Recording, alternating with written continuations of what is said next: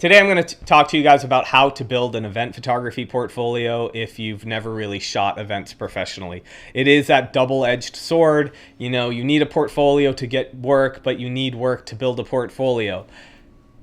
Yes, that's true. But the reality is you do not need to be the bona fide event photographer at an event to photograph it. And you don't even need to go to traditional events to build an event photography portfolio. So my advice, if you're interested in getting into events other than second shooting for an established event photographer, which is a great idea, it lets you build your portfolio up. It lets you have no pressure. Being a second photographer is probably one of the most chilled, laid back, not entirely, you still work hard, but there's no pressure on you, especially if you're second shooting at like a wedding. The pressure on a second photographer is tiny compared to the primary photographer. You're mostly getting like behind the scene type shots. While the main photographer is doing the heavy lifting of doing formals, you get to get candids of those formals or other things happening around you. At an event, it would be the same. Now, unfortunately, most events only have one photographer, and so there will be a limited amount of second shooting gigs.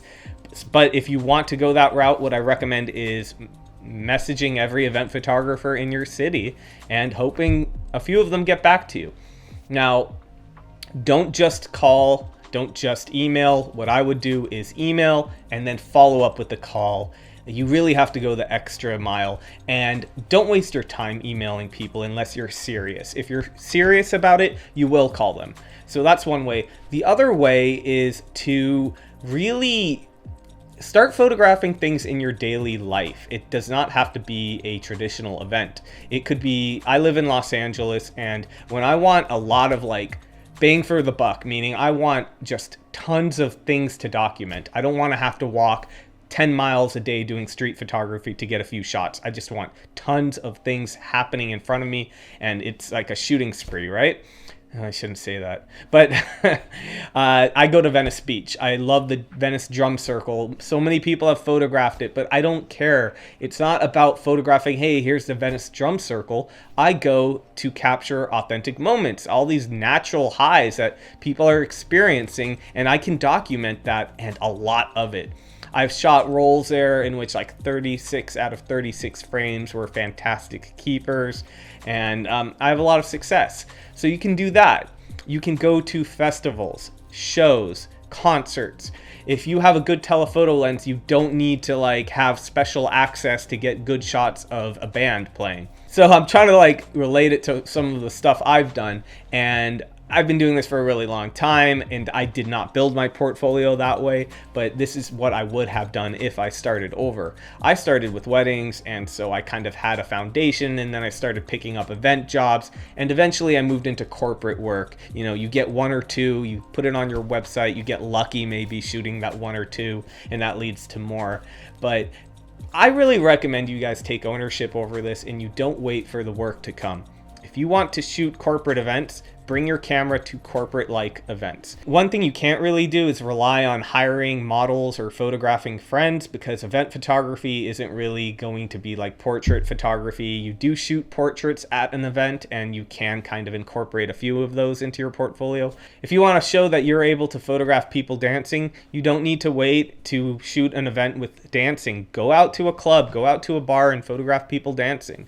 If you guys want to get into festival photography, start off as just being an attendee. Go with your camera, bring a good telephoto lens or whatever kind of lens you want, and document it.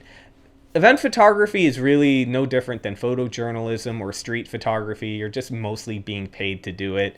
You're just documenting what's happening for the most part. And sometimes that might mean you're documenting someone on stage. It might mean you're documenting the crowds or the detail shots. And it doesn't need to be any specific type of event to get that. Any detail shot at any type of event will do. Now, eventually you do want to be able to, if you want to shoot political events, you're going to kind of need a lot of politicians. If you want to shoot corporate events, they're going to want to see that you've shot big corporate events. But stepping stones. First, you need that portfolio. So don't wait. Second shoot, go out and document your life, and keep shooting. Shoot, put it on your portfolio. Typically, you do not want any outliers. I basically, the way I think of my work is I have 5 stars. I do a 1 through 5 star rating for most of my work. A 5 is like, yeah, that's my best type of work, my best shots.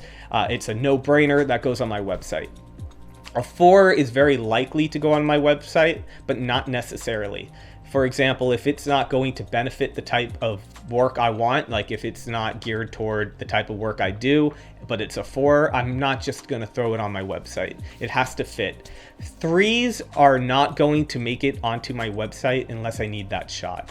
So for example, as much as I don't like it, having celebrities on my website has gotten me more work. And if I have a shot of a celebrity and it's a 3 rating, I might still include it. If I have a 3 rating, but it's like I really needed whatever type of shot that is, I'll throw it in there. But for the most part, you are going to be judged by your worst image. Think of it that way. And so you don't want any outliers of bad work. You want them all to be your 4s or your 5s. And unfortunately, I've seen some really bad work on portfolios. Sometimes I've seen work where I would not even include it. I'm being honest, I wouldn't even deliver it to the client. Now, I don't know if that means this photographer, for example, is putting their best work, or if they're putting bad work, or what, but let's hope it's not their best.